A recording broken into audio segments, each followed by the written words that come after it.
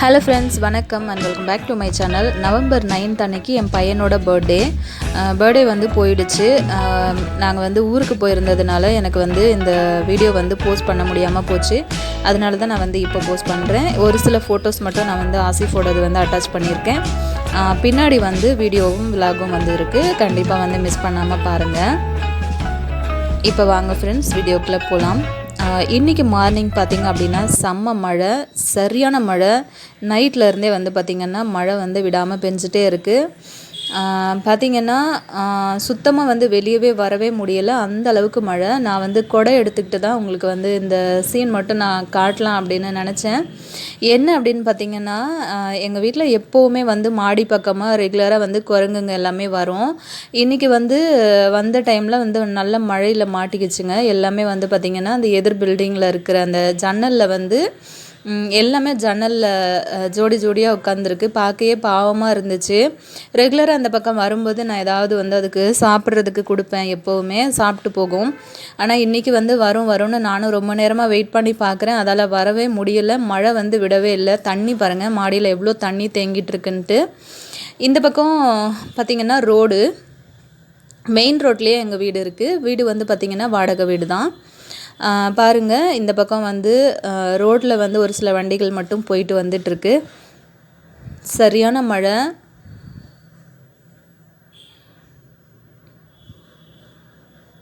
எனக்கு அந்த குரங்குங்களை பார்க்குறதுக்கு ரொம்ப பாவமாக இருந்துச்சு. சாப்பிட்றது கூட எதுவும் இல்லாமல் அது ரொம்ப நேரமாக உட்காந்துட்டே இருந்துச்சு. அங்கேயே வந்துச்சு அப்படின்னா ஏதாவது கொடுக்கலாம் அப்படின்னு பார்த்தேன். பாருங்கள், என்னோடய ஜாதி மல்லி செடியில் இருக்கிற பூ மொத்தமுமே பார்த்திங்கன்னா கீழே எல்லாமே கொட்டிடுச்சு. மழையில் வந்து ஃபுல்லாக கொட்டிடுச்சு. நிறைய அரும்பு மட்டும் இருக்குது. மழையில் வந்து பறிக்கவே முடியல நின்று, அந்த அளவுக்கு மழை பெஞ்சிட்ருக்கிறதுனால பூக்கள் வந்து ஃபுல்லாகவே கொட்டிடுச்சு. இப்போ நம்ம வந்து வீடியோ ஸ்டார்ட் பண்ணலாம். காலையில் வந்து பார்த்திங்கன்னா நல்லா சூடாக காஃபி வந்து போட்டாச்சு. மழை டைமுக்கு நல்லா சுட சுட அந்த மாதிரி ஒரு காஃபியோ டீயோ நம்ம குடிச்சிட்டு வேலையை ஸ்டார்ட் பண்ணால் சூப்பராக இருக்கும்ல. என் ஹஸ்பண்ட் பாருங்கள், இன்னுமே வந்து எலும்பலை. அவருக்கு தெரியாமல் தான் நான் இந்த வீடியோ வந்து எடுக்கிறேன். பாருங்கள், பெட்ஷீட் வந்து போத்திட்டு ஃபோனில் வந்து கேம் விளையாடிக்கிட்டு இருக்காரு. நான் இந்த பக்கம் பாருங்கள், இந்த சைடு உங்களுக்கு காட்டுறேன். எப்போவுமே மழை பெஞ்சுது அப்படின்னா நான் வந்து இந்த பக்கம் ஜன்னல் ஆண்ட உட்காந்து அப்படியே ரொம்ப நேரம் வேடிக்கை பார்த்துட்டே இருப்பேன். பார்க்குறதுக்கு ரொம்ப அதோடய கிளைமேட் வந்து பார்த்திங்கன்னா ரொம்ப சூப்பராக இருக்கும். மைண்டுக்கு வந்து நல்ல ஒரு ரிலாக்ஸாக இருக்கும். இங்கே பாருங்கள், எழும்பாமல் இன்னும் அப்படியே உட்காந்து படுத்துக்கிட்டே வந்து கேம் விளையாடிக்கிட்டு இருக்காரு. தூங்குற மாதிரி ஆக்ஷன் பண்ணிவிட்டு. இந்த பக்கம் பாருங்கள், ஆசிஃப் என்ன பண்ணிகிட்டு இருக்கான்னு. பர்த்டே பாய் இல்லையா, அதனால் காலையில் எழுந்து ஃபோன் பார்த்துட்டு இருக்கான். நான் எதுவுமே சொல்லலை. ஃப்ரெண்ட்ஸ் நிறைய பேர் விஷ் பண்ணிகிட்டு இருந்தாங்க, அதுக்கு ரிப்ளை பண்ணிகிட்டு இருக்கான். இப்போ பார்த்திங்க அப்படின்னா காலையில் என்ன ஸ்பெஷல் அப்படின்னா தோசை தாங்க. தோசையில் வந்து பார்த்திங்க அப்படின்னா நிறைய வெஜிடபிள்ஸ் எல்லாம் போட்டு ரெடி பண்ணியிருந்தேன். இது வந்து பார்த்திங்கன்னா பாதாம் கீர். இந்த ரெசிபி வேணும் அப்படின்னா சொல்லுங்கள், கண்டிப்பாக நான் வந்து நெக்ஸ்ட் வீடியோவில் அப்லோட் பண்ணுறேன். பாதாம் கீர் பார்த்திங்கன்னா நல்ல திக்கான பால், அதுக்கப்புறம் சுகர், அதுக்கப்புறம் வந்து பார்த்திங்கன்னா இந்த மாதிரி முந்திரி, பாதாம், பிஸ்தா எல்லாம் சேர்த்து செய்கிறது தான். ரொம்பவே வந்து ஹெல்த்தியான, ரொம்ப டேஸ்டியாகவும் இருக்கும். நம்ம வந்து ரசமலாய் பண்ணும்போது அந்த ரப்டி பண்ணுறோம் இல்லையா, அது சேம் அதே ப்ராசஸ் தான். ரொம்ப சூப்பராக இருக்கும். பாருங்கள், அவ்வளோதான். காலையில் வந்து இதுதான் டிஃபன். ரவையும் இட்லி மாவும் கலந்து இந்த மாதிரி தோசை காய்கறி போட்டு செஞ்சுட்டேன். அதோடு வந்து பார்த்திங்கன்னா ஹோட்டல் ஸ்டைலில் தேங்காய் சட்னி வந்து அரைச்சிருக்கேன். ரொம்ப டேஸ்டியாகவும் ரொம்ப ஹெல்த்தியான ஒரு டிஃபன். காலையில் இந்த மாதிரி பாதாம் கீர் ரொம்ப சூப்பராக எங்களோட காலையில் டிஃபன் வந்து முடிஞ்சுது. அதுக்கப்புறம் மதியானம் வந்து என்ன லன்ச் பண்ண போகிறேன் அப்படின்னு பார்த்திங்கன்னா ஒயிட் புலாவ் பண்ண போகிறேன். சிக்கன் குருமாவும் அதுக்கப்புறம் சிக்கன் ஃப்ரையும் பண்ண போகிறேன். அதுக்கு வந்து பார்த்திங்கன்னா இந்த மாதிரி குக்கர் வந்து நான் வந்து சூடு பண்ணிவிட்டு ஒரு 2 டேபிள் ஸ்பூன் அளவுக்கு ஆயிலும் 1 டேபிள் ஸ்பூன் அளவுக்கு வந்து நெய்யும் வந்து சேர்த்துருக்கேன். இப்போ ஒரு 2 துண்டு பட்டை சேர்த்துருக்கேன். கூடவே ஒரு 2 ஏலக்காய்,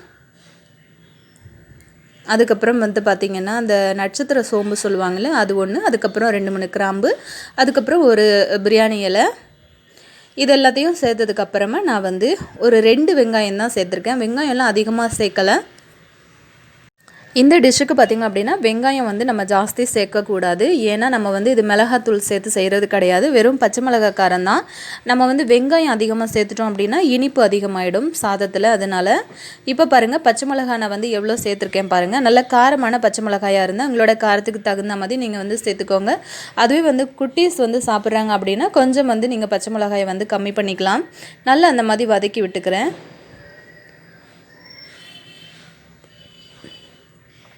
அதே சமயத்தில் தக்காளியும் வந்து பார்த்திங்கன்னா ஒரு பாதி தக்காளி தான் நான் வந்து சேர்த்துருக்கேன். ஏன்னா தக்காளி வந்து அதிகமாக சேர்த்தோம் அப்படின்னா அதோட கலர் வந்து மாறிடும். அதனால இப்போ பார்த்திங்க அப்படின்னா கொஞ்சமாக வந்து கொத்தமல்லியும் புதினாவும் நான் வந்து சேர்த்துருக்கேன்.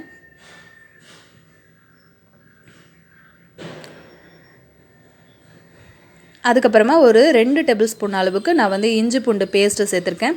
இது ஆல்ரெடி வந்து வீட்டில் அரைச்சி வச்ச பேஸ்ட்டு தான். ஆனால் வந்து நம்ம எப்போவுமே நல்லா ஃப்ரெஷ்ஷாக அரைச்சி செஞ்சோம் அப்படின்னா அதோட நல்ல ஒரு அரோமா சாப்பாட்டில் வந்து சூப்பராக கிடைக்கும் நமக்கு. இப்போ கொஞ்சமாக நான் வந்து சால்ட்டு சேர்த்துருக்கேன். சால்ட்டு சேர்த்துட்டு நல்லா இது எல்லாத்தையுமே வதக்கி விட்டுக்கலாம்.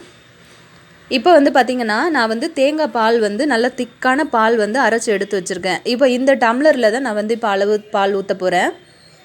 இப்போ பாருங்கள்,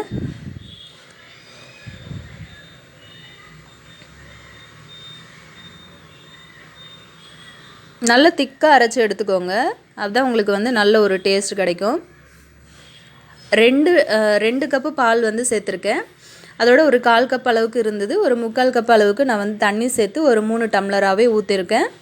ஏன்னா நான் வந்து 1 கப்பு அந்த டம்ளர் இருக்கு இல்லையா, அந்த டம்ளரில் 1 டம்ளர் அரிசி தான் வந்து ஊற வச்சுருக்கேன், அதாவது பாஸ்மதி ரைஸு. இப்போ இது வந்து கொஞ்சம் கொதிக்க ஆரம்பிக்கட்டும். அதுக்கப்புறமா நம்ம வந்து ஊற வச்ச அரிசியை வந்து சேர்த்துக்கலாம்.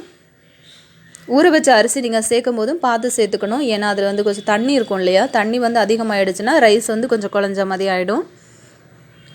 இப்போ இது எல்லாத்தையுமே நல்லா சேர்த்து கலந்து விட்டுட்டு உப்பு காரம் எல்லாமே வந்து செக் பண்ணிக்கோங்க. மறந்து கூட நீங்கள் வந்து கலர் சேர்த்துடக்கூடாது. ஏன்னா நம்ம பண்ணுறது வந்து ஒயிட் புலாவ், அதுவும் வந்து தேங்காய் பால் சேர்த்து செய்யும்போது ரொம்ப சூப்பராக இருக்கும். இந்த மாதிரி ஒரு 2 கொதி வந்ததுக்கு அப்புறமா நம்ம வந்து குக்கர் வந்து மூடி வச்சுக்கலாம்.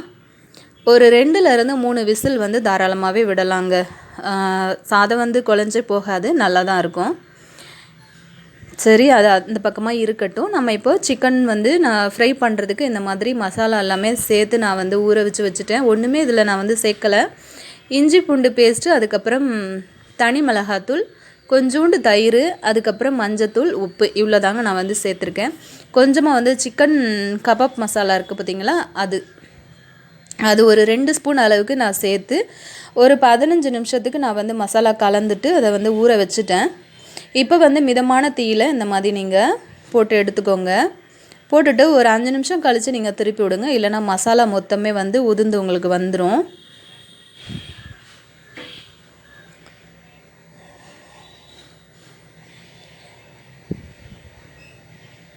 இந்த மாதிரி சிக்கன் ஃப்ரை பண்ணும்போது கொஞ்சம் சிம்லேயே வச்சு பண்ணணும். ஏன் அப்படின்னா அதிகமாக நம்ம தீ வச்சிட்டோம் அப்படின்னா சீக்கிரமாக பின்பக்கம் எல்லாமே வந்து கருகி போயிடும், உள்ளே வந்து வேகாமல் இருக்கும். அதுவே நீங்கள் வந்து சிம்மில் வச்சு பண்ணிங்கன்னா பொறுமையாக வந்து எல்லாமே நல்லா வெந்து வரும். அதனால்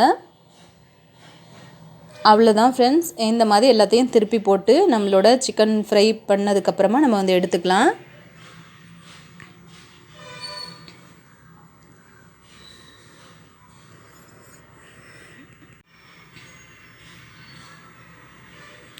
பீஸ் வந்து நீங்கள் சின்ன சின்ன பீஸாக கூட நீங்கள் கட் பண்ணி போட்டுக்கலாம். சின்னதாக போட்டிங்க அப்படின்னா சீக்கிரமாகவே உங்களுக்கு வந்து ஃப்ரை ஆகிடும். நான் வந்து இன்றைக்கி கொஞ்சம் பெருசாக அப்படியே கடையில் எப்படி கொடுத்தாங்களோ சேம் அப்படியே போட்டுட்டேன். அவ்வளோதான் பாருங்கள், மசாலா எதுவுமே வந்து உதிர்ந்து போகலை, நல்லா சூப்பராக வந்து ஃப்ரை ஆகி வந்திருக்கு. இப்போ நான் இன்னொரு கடாயில் நான் வந்து சிக்கன் குருமா பண்ண போகிறேன். அதுக்கு வந்து சிக்கன் நான் ஃப்ரை பண்ண இல்லையா, அந்த எண்ணெயிலேருந்தே கொஞ்சம் சேர்த்துக்கிட்டேன். நான் அந்த பக்கம் வந்து சிக்கன் ஃப்ரை பண்ணிகிட்ருக்கேன், இந்த பக்கம் வந்து ஒரு கடாய் வச்சுட்டேன். ஏன்னா வந்து டைம் ஆகிடுச்சு. அதனால் ஒரு துண்டு பட்டை, ஒரு ஏலக்காய், அதுக்கப்புறம் ஒரு 2 கிராம்பு வந்து சேர்த்துருக்கேன். ரொம்ப டேஸ்ட்டாக ரொம்ப சூப்பராக இருக்கும் ஃப்ரெண்ட்ஸ். கண்டிப்பாக வந்து இந்த மாதிரி ஒயிட் புலாவ் நீங்கள் வந்து ட்ரை பண்ணி பாருங்கள், செம்ம சூப்பராக இருக்கும். நான் வந்து இதுக்கு வெங்காயம் எதுவுமே வதக்கலை. நான் வந்து ஸ்பைசஸ் எல்லாம் போட்டதுக்கு அப்புறமா சிக்கன் மட்டும் நான் போட்டுக்கிட்டேன். சிக்கன் போட்டு கொஞ்சம் நேரம் வந்து இதை வதங்க விடலாம். இந்த சிக்கன் குருமாவோட ஃபுல் வீடியோ உங்களுக்கு வேணும் அப்படின்னா கண்டிப்பாக எனக்கு போஸ்ட் பண்ணுங்கள். கண்டிப்பாக எனக்கு சொல்லுங்கள். நான் உங்களுக்கு நெக்ஸ்ட் வீடியோவில் நான் உங்களுக்கு வந்து இந்த ரெசிபி வந்து போஸ்ட் பண்ணுறேன். இதுக்கு ஒரு 1.5 டேபிள் ஸ்பூன் அளவுக்கு நான் வந்து இஞ்சி பூண்டு வந்து சேர்த்துருக்கேன். ரொம்ப சூப்பராக உங்களுக்கு வந்து ஹோட்டலில் உங்களுக்கு கிடைக்கும் பார்த்தீங்களா, பரோட்டாக்கெலாம் கிடைக்கும் பாருங்கள் சிக்கன் சால்னா, சேம் அதே மாதிரி ஒரு டேஸ்ட்டோட அவ்வளோ சூப்பராக இருக்கும். கொஞ்சமாக வந்து நான் கல் உப்பு சேர்த்துருக்கேன். அந்த எண்ணெயிலேயே வந்து பார்த்திங்கன்னா நல்லா அது வந்து வெந்து வரும். கொஞ்சமாக இப்போ வந்து மஞ்சத்தூள் சேர்த்துக்கலாம். எப்போவுமே நம்ம வந்து நான்வெஜ் பண்ணும்போது மஞ்சத்தூள் சேர்க்கணும்.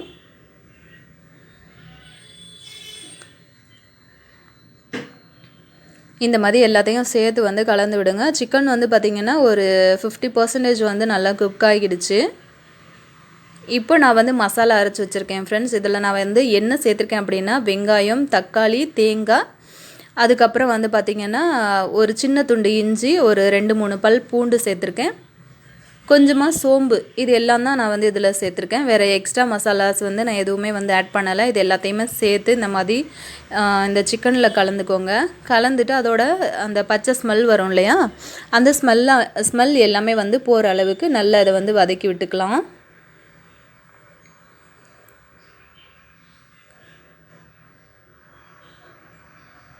அதுக்கப்புறம் ஒரு 2 பச்சை மிளகாய் நான் வந்து சேர்த்துருக்கேன். இது வந்து ஸ்டார்டிங்லேயே சேர்க்கணும், நான் வந்து மறந்துட்டேன், அதனால தான் இப்போ வந்து சேர்த்துருக்கேன். இப்போ அதை வந்து நம்ம மூடி வச்சிடலாம்.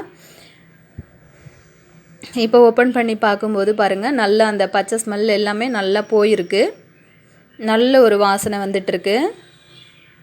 இப்போ நம்ம என்ன பண்ணலாம் அப்படின்னா, நான் வந்து ஒரு 2 டேபிள் ஸ்பூன் வந்து தனியா சேர்த்துருக்கேன். அப்புறமா 2 table spoon garam masala, 2 table spoon அளவுக்கு தனி மிளகாத்தூள் வந்து சேர்த்துருக்கேன். அதுக்கப்புறம் பார்த்திங்கன்னா 2 டேபிள் ஸ்பூன் அளவுக்கு சோம்புத்தூள் வந்து சேர்த்துருக்கேன். எல்லாத்தையும் சேர்த்துட்டு இந்த மாதிரி நல்லா வந்து ஒரு மிக்ஸ் கொடுத்துருங்க.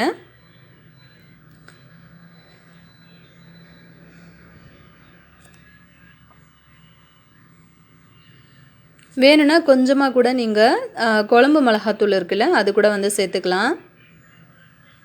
சேர்த்துட்டு இந்த மாதிரி கலந்து விட்டுட்டு நீங்கள் தேவையான அளவுக்கு தண்ணி வச்சுக்கோங்க. எந்த அளவுக்கு உங்களுக்கு தண்ணியாக வேணுமோ அந்த மாதிரி வச்சுக்கலாம்.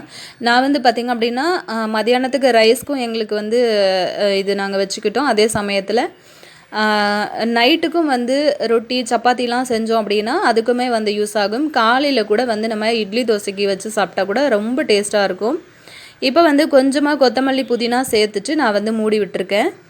கூடவே வந்து நம்ம சிக்கன் ஃப்ரை பண்ணோம்ல, அந்த எண்ணெய் வந்து ஒரு டேபிள் ஸ்பூன் அளவுக்கு நான் வந்து உள்ளே சேர்த்துருக்கேன். ரொம்ப நல்ல ஒரு ஸ்மெல் கிடைக்கும், நமக்கு நல்ல ஒரு ஃப்ளேவர் கிடைக்கும். அதனால் சிக்கன் எல்லாமே வந்து நான் ஃப்ரை பண்ணி எடுத்துட்டேன். இப்போ பாருங்கள், நல்லா மூடி வச்சு நல்லா கொதித்து சுண்டி வந்ததுக்கு பிறகு உங்களுக்கு தேவையான தண்ணி இருக்கும்போது நீங்கள் வந்து கொஞ்சமாக கொத்தமல்லி எல்லாம் சேர்த்துட்டு இதை மூடி வச்சிடலாம். அவ்வளோதான், நம்மளோட சிக்கன் சால்னா ரொம்ப சூப்பராக ரெடி ஆகிடுச்சு. இப்போ ரைஸ் எப்படி வந்திருக்கு அப்படின்னு பார்க்கலாம். பாருங்கள், ரைஸ் வந்து பார்த்திங்கன்னா ரொம்ப சூப்பராக வந்திருக்கு. கொஞ்சம் கூட தண்ணி எங்கேயுமே இல்லை பாருங்கள். நல்ல பார்த்திங்க அப்படின்னாலே உங்களுக்கு நல்லா தெரியும், ரைஸ் வந்து நல்ல ஒரு உதிரி உதிரியாக வந்திருக்கு பாருங்கள்.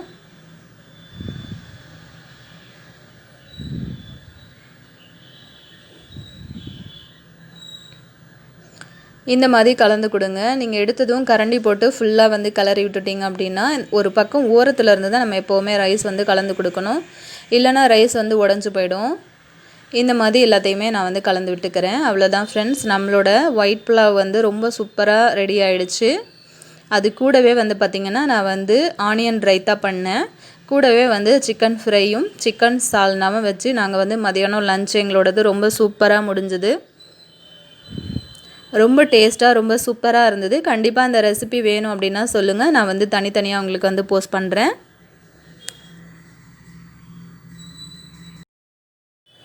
அதுக்கப்புறம் என்னாச்சு அப்படின்னா, ஈவினிங் வந்து எங்கள் மாமி வீடு வந்து பக்கத்தில் இருக்குது. எங்கள் மாமி வீட்டுக்கு போயிருந்தோம். அங்கே வந்து பக்கத்துலேயே வந்து KFC ஸ்டைலில் வந்து சிக்கன் ரொம்ப சூப்பராக இருக்கும். அந்த 5 ஸ்டார் ஹோட்டல் அப்படின்னு சொல்லுவாங்க. இப்போ தான் வந்து ரீசெண்டாக வந்து ஸ்டார்ட் பண்ணாங்க. ரொம்ப சூப்பராகவே இருந்தது, நல்ல டேஸ்டியாக இருந்துச்சு. அந்த சிக்கன் வந்து வாங்கிட்டு வந்து எல்லாருமே வந்து கலந்து சாப்பிட்டோம். ரொம்ப சூப்பராக இருந்தது. ஈவினிங் வந்து செம்ம ஃபன்னாக போச்சு. அவ்வளோதான் ஃப்ரெண்ட்ஸ், நைட்டு நாங்கள் வீட்டுக்கு கிளம்பி வந்துட்டோம். நைட்டு வந்து பார்த்திங்கன்னா ஆசிஃப்க்கு வந்து பர்த்டே கேக் வந்து அரேஞ்ச் பண்ணியிருந்தோம். ரொம்ப சிம்பிளாக ஆசிஃப், அவங்க டேடி, நான் 3 பேரும் தான் வந்து சேர்ந்து இந்த கேக் வந்து கட் பண்ணோம். எப்போவுமே அப்படி தான். ரொம்ப சூப்பராக இருக்குல்ல. ஆசிஃபோட கேக் வந்து எப்படி இருக்குது அப்படின்னு மறக்காமல் சொல்லுங்கள். இது வந்து சாக்லேட் கேக்கு தான்.